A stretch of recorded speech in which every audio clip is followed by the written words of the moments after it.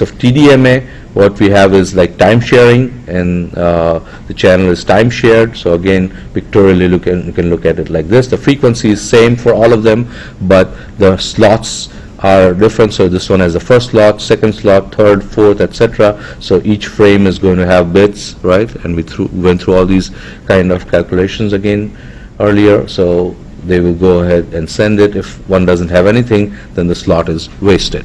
Okay. So that's time division. In this case, one channel is used through time sharing by different stations.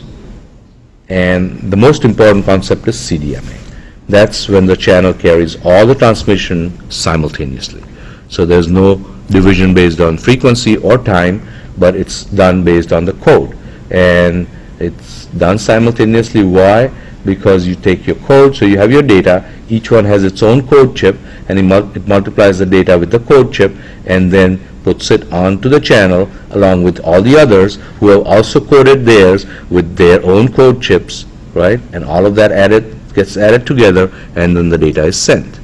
So how does that happen? We are going to go through these details. So this is the section where you're responsible for understanding the details absolutely thoroughly.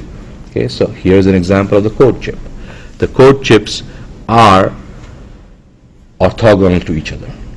What does that mean? If you take any code chip and multiply with the other code chip, for example, C1 times C2, then the result is going to be 0. So we will see that. Okay, so they're orthogonal to each other, and if you multiply with itself, then it will give you a value of 1.